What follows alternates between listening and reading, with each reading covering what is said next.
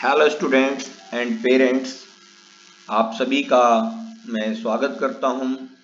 और आज का जो हमारा आर्टिकल है वो है क्वाड्रेटिक इक्वेशंस कि क्वाड्रेटिक इक्वेशंस क्या होती हैं और किस तरीके से हम इससे रिलेटेड प्रॉब्लम्स को सॉर्ट आउट कर सकते हैं।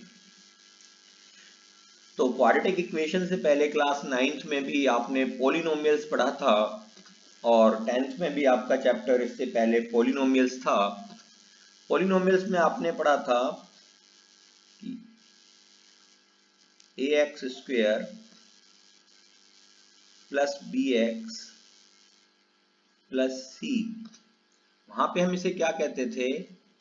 Quadratic polynomial. Quadratic polynomial. Quadratic polynomials कौन सी होती थी? ऐसी पॉलिनोमियल्स जिसमें जो वेरिएबल है हमारा उसकी मैक्सिमम पावर 2 होती थी। तो a कभी भी जीरो नहीं हो सकता क्वाड्रेटिक पॉलिनोमियल्स में। Coefficient of x square can't भी जीरो, कि एक्स स्क्वायर का कॉफिशिएंट जीरो नहीं हो सकता और जो वेरिएबल है उसकी मैक्सिमम पावर 2 होगी। तो ये हमारी क्वाड्रेटिक पॉलिनोमियल कहलाती थी। अब क्वाड्रेटिक इक्वेशन, तो इस क्वाड्रेटिक पॉलिनोमियल को यदि हम इक्वेट कर दें किसी कांस्टेंट से या जीरो से, now ax square plus bx plus C is equal to zero और एनी कांस्टेंट, क्योंकि सी भी यहाँ कांस्टेंट है, तो इस टाइप की जो इक्वेशन होगी वो कहलाएगी quadratic equation. This is called quadratic equation. तो इसे हम क्वाड्रेटिक इक्वेशन कहते हैं। मीन्स क्वाड्रेटिक पॉलिनोमियल में इक्वल टू में कुछ नहीं होता, केवल एक ओनली एक इक्वेशन होती है। लेकिन यहाँ सॉरी इक्वेशन नहीं कहेंगे इसे, ओनली एक फंक्शन होता है। तो ये क्वाड्रेटिक आपका पॉलिनोमियल है। जब क्वाड्रेटिक पॉलिनोमियल को इक्वल टू में कोई कांस्टेंट या जीरो लगा देते हैं तो हमारी क्वाड्रेटिक इक्वेशन बन जाती है। इक्वेशन मीन्स दो साइड होंगी, उसमें आपकी लेफ्ट हैंड साइड कुछ और इज इक्वल टू के बाद आपकी राइट हैंड साइड होगी, बट दोनों साइडों में कंबाइन जो पावर होगी वो x की मैक्सिमम पावर 2 ही होगी। अगर दूसरी साइड में कोई और फंक्शन है जहां x की पावर 3 है तो वो आपकी क्वाड्रेटिक इक्वेशन नहीं होगी। दोनों साइडों को सॉल्व करके जीरो से इक्वेट करें तो हमारी जो मैक्सिमम पावर x की आनी चाहिए वो 2 आनी चाहिए, तभी वो हमारी क्वाड्रेटिक इक्वेशन होगी। तो इस तरीके से ऐसी इक्वेशन जो होती है उसे हम क्वाड्रेटिक इक्वेशन कहते हैं। यहाँ पे जो a है that is called coefficient of x square. Coefficient of x square. b is called coefficient of x and our c is called constant term, कि c को हम कहते हैं कांस्टेंट टर्म। ये हमारा कांस्टेंट टर्म है जो c है।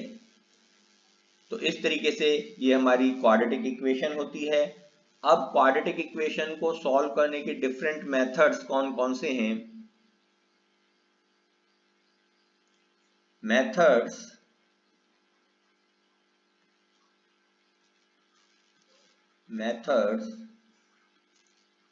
to solve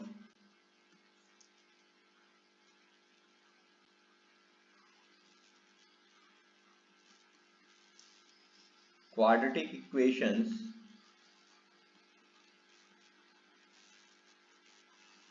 तो कौन कौन से वो मेथड हैं जिनसे हम किसी क्वाड्रेटिक इक्वेशंस को सॉल्व कर सकते हैं?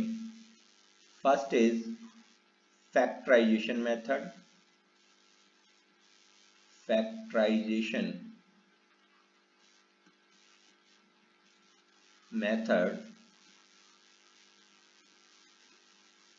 Second is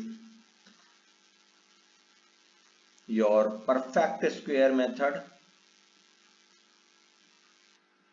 perfect square method, and third one is by quadratic formula. by quadratic formula, कि क्वाड्रेटिक फार्मूला के थ्रू भी हम जो क्वाड्रेटिक इक्वेशंस हैं इनको सॉल्व कर सकते हैं। तो मेनली ये तीन मेथड होते हैं हमारे पास जिनसे हम क्वाड्रेटिक इक्वेशंस को सॉल्व करते हैं।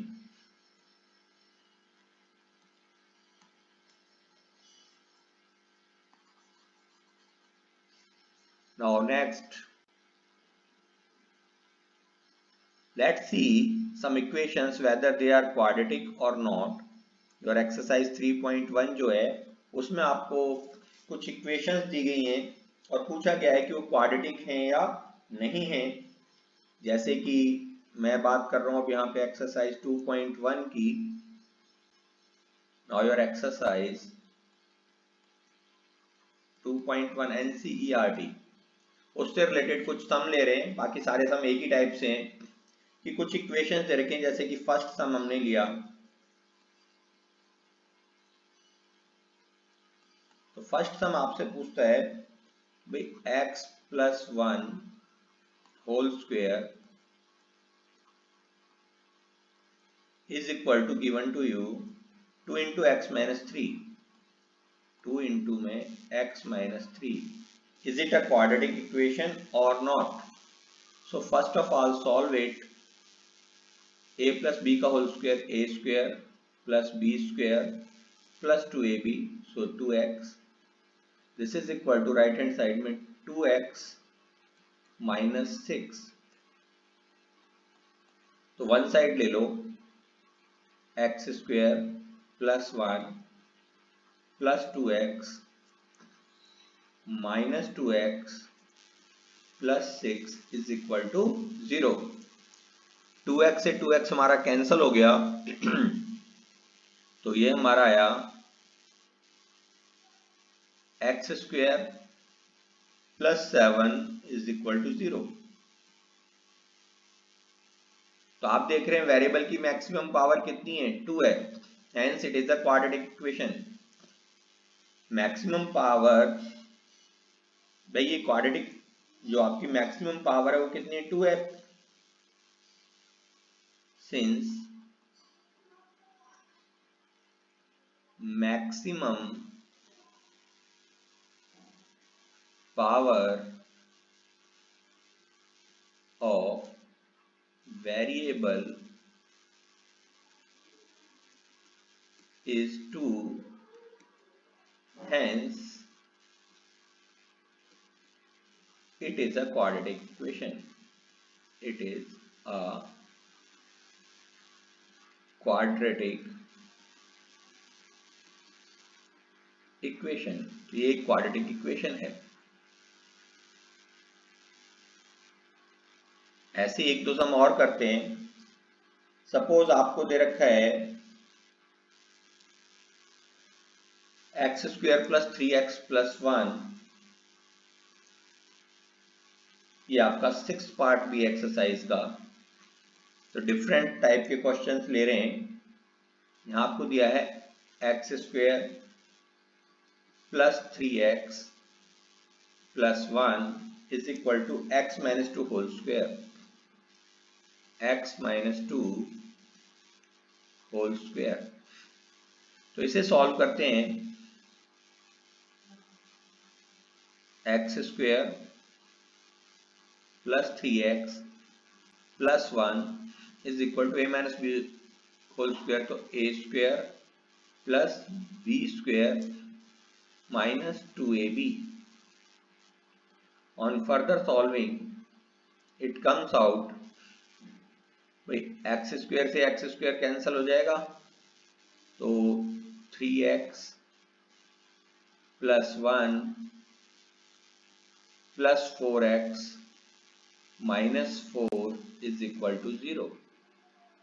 it comes out 7x minus 3 is equal to 0। Now 7x minus 3 is equal to 0. The power of variable is 1. Since maximum power of variable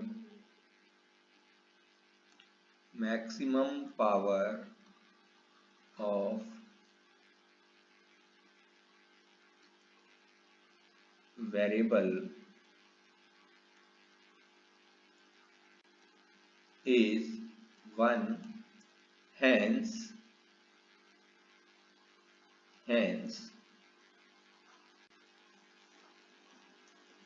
it is not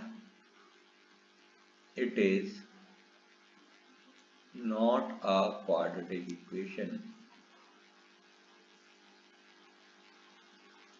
It is not a quadratic equation क्योंकि maximum power जो है वो आपकी 1 है, जबकि maximum power क्या आनी चाहिए थी, 2 आनी चाहिए थी, तो इसलिए ये हमारी क्वाड्रेटिक इक्वेशन नहीं है। इसी तरीके से और फर्दर एक और सम ले लेते हैं, दिया हुआ है आपको, मैं ले रहा हूं अब आपका 8th पार्ट। 8th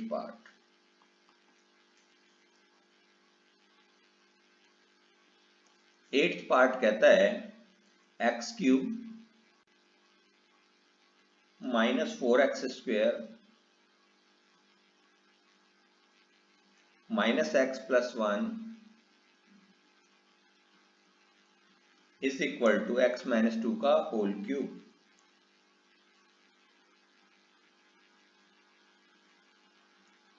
यदि केवल ऐसे ही देखें तो हम कहेंगे भाई क्वाड्रेटिक नहीं है क्योंकि पावर 3 आ रही है, लेकिन हमें पूरा सॉल्व करने के बाद ही ax square plus bx plus c वाली फॉर्म में बनाने के बाद ही डिसीजन लेना होता है कि इक्वेशन हमारी क्वाड्रेटिक है या नहीं है।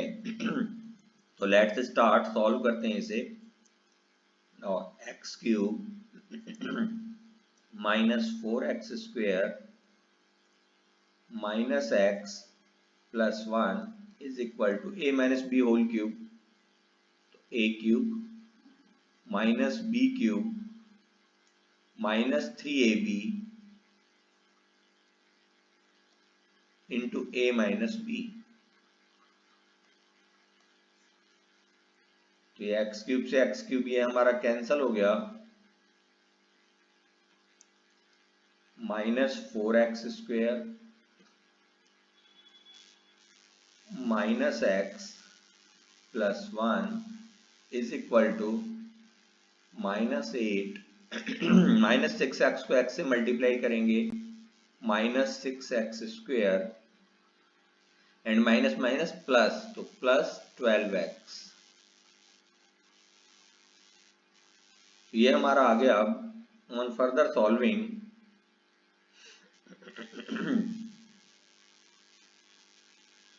Minus 4x square minus x plus 1 plus 6x square minus 12x plus 8 is equal to 0।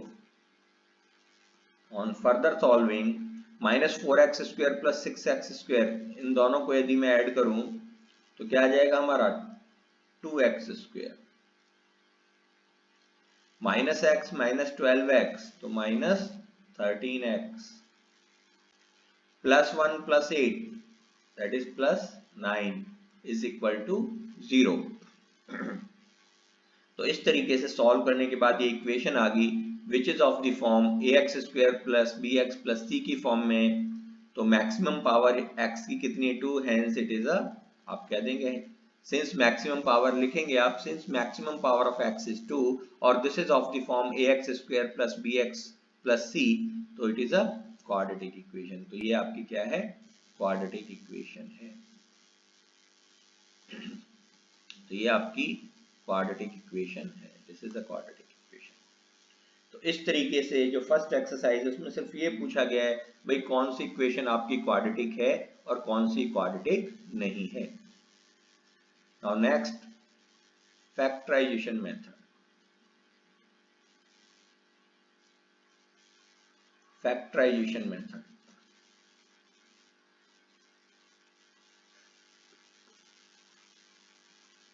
कि फैक्टराइजेशन मेथड किस तरीके से हम फैक्टर करते हैं और सॉल्व करते हैं इस मेथड से। कोई भी इक्वेशन है, अगर क्वाड्रेटिक इक्वेशन है तो हम उसे किस तरीके से फैक्टराइजेशन मेथड से सॉल्व कर सकते हैं और किस तरीके से इस मेथड को अप्लाई करते हैं। तो सबसे पहले तो कोई भी इक्वेशन होगी आपकी इसी फॉर्म में होगी, ax square plus bx plus c is equal to 0। अब फैक्टर करने के लिए क्या प्रोसीजर है? फर्स्ट स्टेप इसमें यूज होता है multiply a and c। First step में हम क्या करते हैं, मल्टीप्लाई करते हैं, multiply a into c, a और c को मल्टीप्लाई करते हैं। सेकेंड स्टेप में means coefficient of x square और कांस्टेंट टर्म को मल्टीप्लाई करते हैं। फिर फैक्टर्स करते हैं इस a और c के, then find smaller fractions of a and c। Smaller, आप ये भी कह सकते हो smaller fractions of a and c। Third, then find two numbers, then find two numbers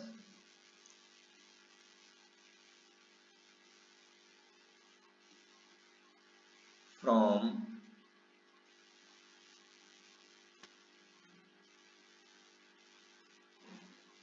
then find two numbers from fractions of a and c। तो उनमें से दो नंबर ऐसे फाइंड आउट करते हैं such that their sum is equal to, such that their sum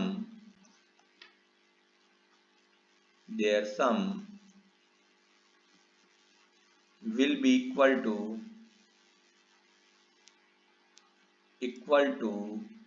middle term. उनका जो sum है वो मिडल टर्म के इक्वल हो जाए। किस तरीके से अप्लाई करेंगे, एक सम लेके देखते हैं। सपोज एक क्वेश्चन आपको दिया गया X square minus 3x minus 10, X square minus 3x minus 10 is equal to 0। Factorization method से मुझे इस इक्वेशन को सॉल्व करना है। तो first of all rough work में एक्स स्क्वायर का कॉफिशिएंट 1 इंटू कॉन्स्टेंट का कॉफिशिएंट माइनस 10। तो अब मैंने पहले स्टेप फर्स्ट अप्लाई किया, ए और सी को मल्टीप्लाई किया। सेकंड में हमने आपसे कहा था कि इसके स्मॉल फैक्टर्स करने, फ्रैक्शंस करने, और स्मॉल फैक्टर्स 5 के हमारे क्या हो सकते हैं, 2 इंटू 5, भाई 10 के 2 इंटू 5 तो -1। इस तरीके से दो फैक्टर हो गए।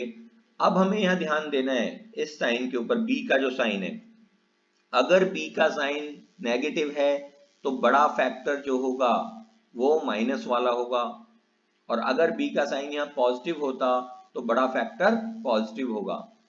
तो माइनस साइन हमारे पास था, ये माइनस को हम यहाँ बाहर ले लें।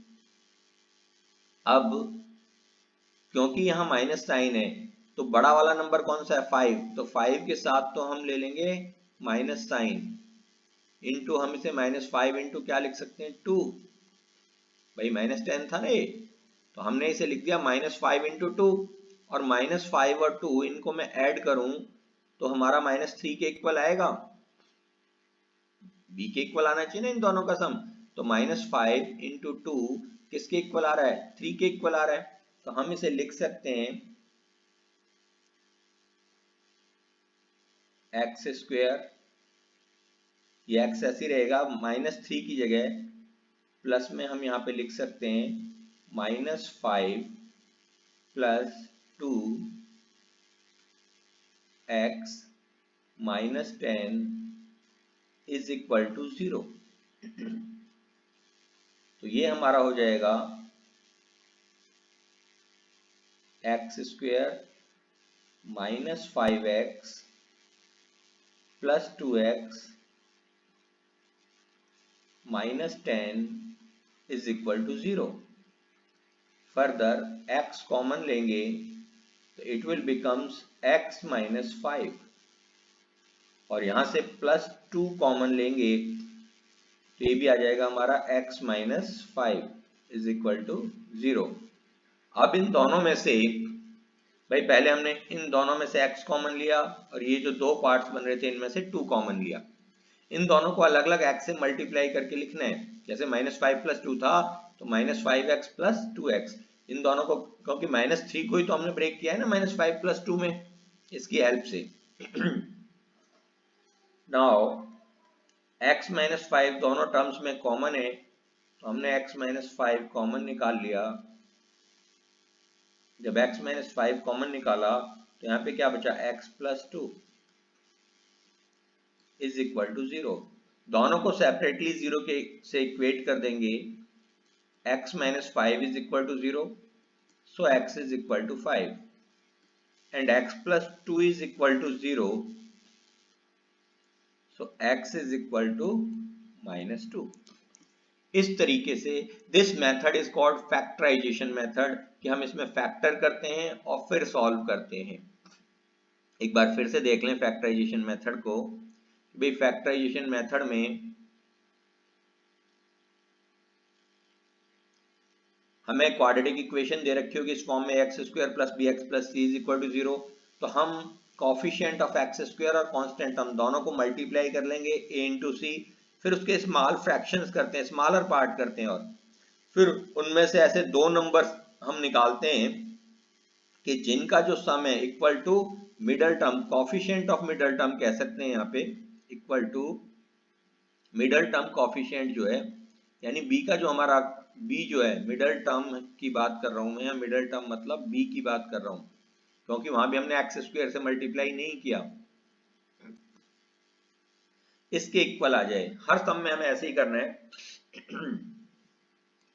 तो यहाँ पे x² - 3x - 10 था, मैंने x² का कोफिशिएंट 1 था, कांस्टेंट टर्म मेरा -10, तो मैंने 1 को -10 से मल्टीप्लाई कर दिया। अब सेकंड स्टेप, -10 के और छोटे छोटे फैक्टर किए या फ्रैक्शंस किए आप कह सकते हैं, तो मैं इसे 2 × 5 लिख सकता हूँ, इससे छोटा और कोई फैक्टर नहीं हो सकता। × 1 लिख सकते थे, उसका कोई यूज नहीं है। अब 5 × 2, तो मैंने देखा जो मेरा ऐसे दो नंबर लेने जिनका डिफरेंस या सम मेरा 3 आ जाए। 5 और 2 को ऐड करें तो 3 नहीं आता, लेकिन 5 और 2 का डिफरेंस 3 आता है। तो डिफरेंस अब यहाँ पे देखें माइनस में है, तो बड़ा नंबर जो हमारा होगा वो माइनस में होगा और छोटा नंबर हमारा प्लस में। तो अब -5 और 2 ये दो नंबर आ गए। यदि मैं इन दो को अलग से ऐड करके देखूं तो -5 + 2 मेरा कितना आ जाता है, -3। मतलब ये हमारे करेक्ट है। ध्यान रखना है इन दोनों का सम मिडल टर्म के इक्वल भी आना चाहिए और इनका जो प्रोडक्ट है वो हमारा a × c के इक्वल भी आना चाहिए, तभी हमने जो ये लिए फैक्टर किए हैं वो ठीक किए। अब -3 की जगह मैंने -5 + 2 लिख दिया x - 10, तो x² ये हो गया -5x + 2x - 10 = 0। x कॉमन लिया इन दो टर्म से तो x - 5 बचा। कॉमन लेने का मतलब होता है डिवाइड करना। कई बार बच्चे कहते हैं कॉमन लिया तो ये कैसे आ गया, तो यदि हम इसमें से x कॉमन ले रहे हैं इसका मतलब है इन दोनों टर्म्स को हम x से डिवाइड कर रहे हैं। तो x² को जब x से डिवाइड किया x आ गया, और -5x को जब x से डिवाइड किया तो -5 आ गया। सिमिलरली 2x - 10 है, तो जब 2 से डिवाइड किया 2x में तो ओनली x बचा, और 10 को जब 2 से डिवाइड किया तो 5 आ गया। अब इस पूरी इक्वेशन में दोनों टर्म्स में x माइनस 5 कॉमन है, तो x माइनस 5 कॉमन निकाल दिया और यहाँ क्या बचा, जब x माइनस 5 इसमें से कॉमन लिया तो यहाँ सिर्फ x बचा प्लस साइन, और इस टर्म में 2 कॉमन 2 बचा आपका, x माइनस 5 तो बाहर आ चुका है, तो x प्लस 2। अब दोनों टर्म्स को सेपरेटली इक्वेट कर दिया 0 से, तो x minus 5 is equal to 0, that is x is equal to 5, x plus 2 is equal to 0, x is equal to minus 2। तो इस तरीके से जो हमारे फैक्टराइजेशन मेथड के ऊपर सम है हम उन्हें कर सकते हैं। तो ये बेसिक मैंने आपको बताया था। एक सम और ले लेते हैं फैक्टराइजेशन के ऊपर ही। जैसे कि रूट के अंदर ले लेते हैं, बच्चे रूट को लेके बड़े परेशान रहते हैं कि भाई रूट वाले सम कैसे होंगे। मैं आपका एक्सरसाइज 4.2 का ही एक सम ले लेते हैं, थर्ड पार्ट ले रहे हैं हम एनसीईआरटी का ही। Root 2x square plus 7x plus 5 root 2 is equal to 0।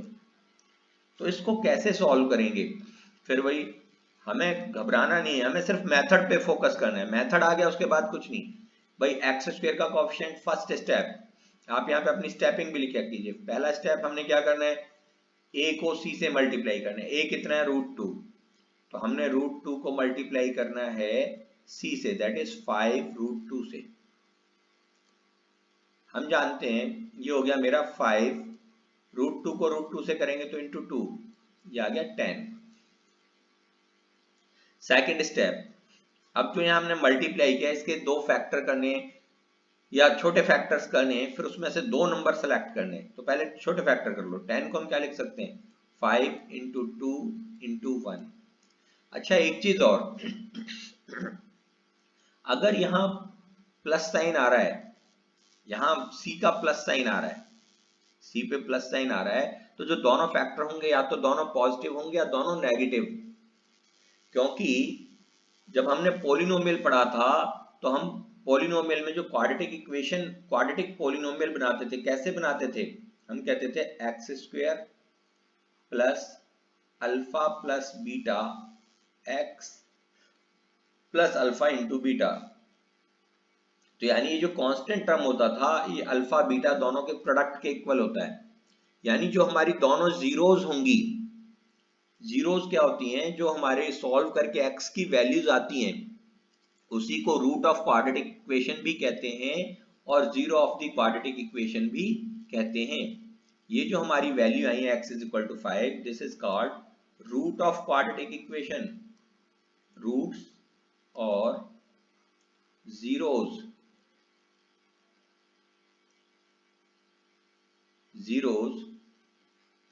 Of quadratic equation. कि ये रूट है या इन्हें जीरो भी कहते हैं। क्यों कहते हैं, क्योंकि अगर इस वैल्यू को हम इसके अंदर रख देंगे, भाई x की वैल्यू जैसे 5 आई, 5 की वैल्यू को अगर यहाँ हम रखें तो इक्वेशन की वैल्यू 0 आ जाएगी। इस इक्वेशन में मैं रख के देखूं एक्स स्क्वायर, तो 5 का स्क्वायर माइनस 3 इंटू 5 माइनस 10, तो हम देख रहे हैं 25 माइनस 15 माइनस 10, तो ये आपका आ गया 0।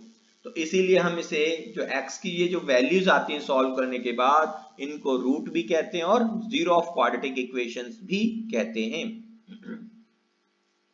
तो कई बार बच्चों को ये पता नहीं चलता भाई प्लस का साइन ले या माइनस का, तो ध्यान रखना अगर यहाँ प्लस का साइन आ रहा है कि भाई c जो है यदि पॉजिटिव है तो दोनों रूट्स या तो पॉजिटिव होंगे, c पॉजिटिव है अगर, तो उसके लिए मैं यहाँ लिख देता हूं साइड में, यदि c हमारा ग्रेटर देन 0 है, c ग्रेटर देन 0 है, तो both numbers either पॉजिटिव और नेगेटिव। तो दोनों के दोनों नंबर या तो पॉजिटिव होंगे या नेगेटिव होंगे। यहाँ देखें c का साइन पॉजिटिव है तो ऑब्वियसली दोनों नंबर हमारे क्या या तो पॉजिटिव होंगे या नेगेटिव होंगे, क्योंकि नेगेटिव नेगेटिव का प्रोडक्ट भी पॉजिटिव ही आता है। तो यहां से हम कह सकते हैं भाई 7 चाहिए b के इक्वल, तो 5 और 2, 5 + 2 7 होता है। तो हम इसको लिख सकते हैं 5 × 2 ओनली, यानी हमारे दो नंबर आ गए 5 और 2। तो हम इसे क्या लिख सकते हैं, √2x² + 5 + 2x + 5√2 = 0, और √2x² + 5x + 2x + 5√2 = 0। अब इन दोनों में से हम क्या कॉमन ले सकते हैं, ओनली x। तो x हमने कॉमन लिया तो ये आपका क्या गया, √2x + 5। यहां से क्या कॉमन ले सकते हैं भाई, √2x चाहिए, सिमिलर जो यहाँ फैक्टर बन रहा है वही यहां भी फॉर्म होना चाहिए। तो दोनों में √2 कॉमन है, तो √2 कॉमन लिया हमने। 2 को जब √2 से डिवाइड करेंगे तो √2 ही आएगा, √2x + 5 = 0। तो ये सॉल्व करने पे आ गया हमारा एक फैक्टर तो √2x + 5, सेकेंड आ गया आपका x + √2 = 0। तो यहां से दोनों को सेपरेटली 0 के इक्वल रखें, √2x + 5 = 0 और √2x = -5 और x की वैल्यू यहां से आ गई, x = -5/√2। सिमिलरली जब सेकेंड को आप 0 रखेंगे, x + √2 = 0, सो x की वैल्यू आ गई -√2। इस तरीके से ये हमारे रूट्स आ गए या जीरोस आ गई क्वाड्रेटिक इक्वेशंस की। अभी हमने लिया था जब c का साइन पॉजिटिव हो, अगर c का साइन नेगेटिव हो तो कैसे सॉल्व करेंगे। So consider equation in which c have negative sign. I am taking one. Suppose there is a equation 2x² + x - 6 = 0। First में भी हमने जो पहली इक्वेशन सॉल्व की थी उसमें भी c का साइन नेगेटिव था। जो फर्स्ट इक्वेशन हमने सॉल्व की थी इसमें भी आप देखें c का साइन नेगेटिव था। जब भी c का साइन नेगेटिव होगा तो जो हमारी दो वैल्यूज आएंगी उसमें एक पॉजिटिव आएगी और एक नेगेटिव आएगी, ये श्योर है भाई। दो चीजें, अगर यहाँ जैसे हमने यहाँ कहा, यहाँ c का साइन कैसा है, c < 0 है। अगर c < 0 होगा तो एक नंबर पॉजिटिव होगा, ये हमारा नेगेटिव आ गया और ये हमारा पॉजिटिव। तो जब भी c का साइन, जब भी c < 0 होगा, एक नंबर पॉजिटिव और एक नंबर नेगेटिव होगा। लेकिन जब भी c पॉजिटिव होगा तो दोनों नंबर या तो पॉजिटिव होंगे, इस सम में जैसे कि यहाँ पे c हमारा पॉजिटिव है तो दोनों ही नंबर हमारे कैसे आए, पॉजिटिव आए। या दोनों नेगेटिव आ सकते थे अगर यहाँ -7x होता, भाई यहाँ भी +7x है। इसी सम को अगर हम चेंज कर दें, सेम सम बस साइन चेंज कर दें, +7 की जगह अगर यहाँ -7 लगा देते तो हम यहाँ माइनस साइन ना होने के बाद भी अपनी ओर से माइनस साइन लगा लेते, क्योंकि -5 और -2 जो है वो आपका +10 ही होगा। इसी सम को थोड़ा सा चेंज करके करते हैं। सपोज प्रीवियस सम ही है, फर्क है थोड़ा सा,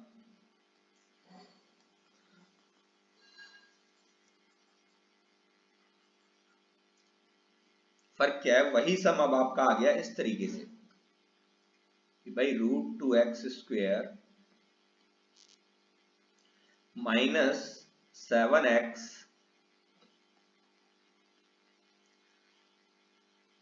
+ 5√2।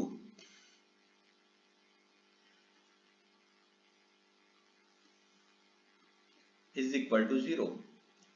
आपने क्या देखा कि भाई C की जो वैल्यू है C इज पॉजिटिव वैल्यू है C की।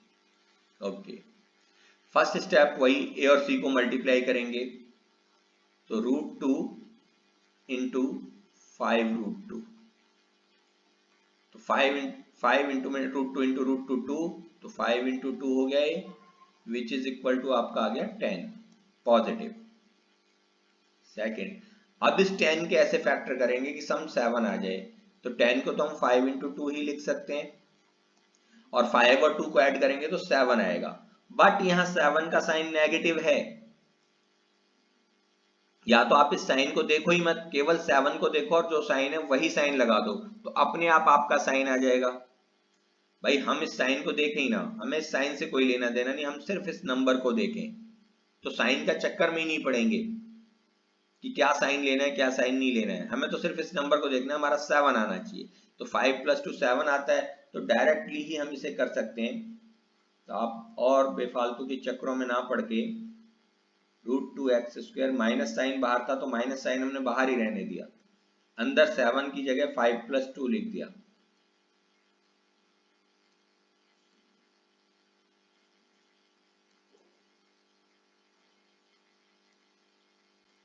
Is equal to 0। On further solving, तो √2x²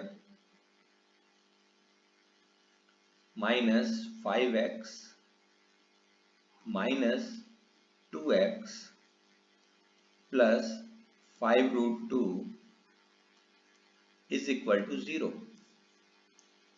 यहां से आप x कॉमन ले सकते हैं, x कॉमन लिया तो आपका आ गया √2x माइनस 5। यहां से आप √2 कॉमन ले सकते हैं, लेकिन माइनस है यहाँ, और जबकि हमें तो प्लस चाहिए, तो माइनस √2 कॉमन ले सकते हैं यहाँ प्लस बनाने के लिए, तो आपका √2x, जब माइनस कॉमन लिया, प्लस में से माइनस कॉमन लिया तो यहाँ माइनस आएगा, -5 इज इक्वल टू 0। तो ऑन फर्दर सॉल्विंग, ये जो आपका और सॉल्व करेंगे तो ये हमारा आ गया x माइनस, एक तो √2x माइनस 5, √2x माइनस 5, और यहाँ हमारा आ गया x minus √2 is equal to 0। तो यहाँ से √2x minus 5 is equal to 0, और x इज इक्वल टू 5/√2। यहाँ से x minus √2 is equal to 0 और x इज इक्वल टू √2। तो दोनों ही रूट जो आए यहाँ पॉजिटिव आए हैं, जबकि पिछले सम में दोनों ही रूट जो थे वो नेगेटिव आए थे। तो यानी अगर c की वैल्यू पॉजिटिव है तो दोनों रूट या तो पॉजिटिव आएंगे या दोनों रूट नेगेटिव आएंगे, लेकिन यदि c की वैल्यू नेगेटिव है तो एक रूट हमारा पॉजिटिव आएगा और एक रूट हमारा नेगेटिव आएगा। अब जो पॉजिटिव रूट आएगा वो बड़ा होगा या नेगेटिव आएगा वो बड़ा होगा, वो डिपेंड करेगा यहाँ साइन पे। यदि साइन नेगेटिव है तो पॉजिटिव वाला रूट बड़ा होगा, यानी उल्टा रूट बड़ा होगा। यदि यहाँ साइन नेगेटिव है तो पॉजिटिव वाला रूट बड़ा होगा। देखो पॉजिटिव वैल्यू बड़ी आ रही है, और यदि यहाँ साइन पॉजिटिव होता तो नेगेटिव वाला रूट बड़ा होता, तो यहाँ -5 आ रहा होता, यानी -5 वाले की वैल्यू ज्यादा आएगी, माइनस वाले की वैल्यू ज्यादा आएगी। बड़ा तो नहीं कह सकते क्योंकि माइनस में जो बड़ी वैल्यू होती है वो कम होती है, तो माइनस साइन वाला नंबर बड़ा आएगा अगर यहाँ पे पॉजिटिव साइन होगा, अगर यहाँ नेगेटिव साइन होगा तो पॉजिटिव वाली वैल्यू बड़ी आएगी। इस तरीके से हम फैक्टराइजेशन के सम कर सकते हैं। ये सिंपल बेसिक था। स्टेटमेंट वाले सम हम अगले वीडियो में करेंगे। जैसी बच्चों को परेशानियां होंगी, जिस हिसाब से क्वेरीज आएंगी। तो थैंक यू, धन्यवाद। अगर आपको ये वीडियो पसंद आया हो तो आप इसे लाइक करें, शेयर करें और चैनल को सब्सक्राइब करना ना भूलें। और भी अच्छे से अच्छा मटेरियल आपको इस चैनल पर आने वाले समय में अवेलेबल होगा, या जैसी आपकी डिमांड होगी उसके हिसाब से नए वीडियोस बना दिए जाएंगे। जय हिंद, जय भारत।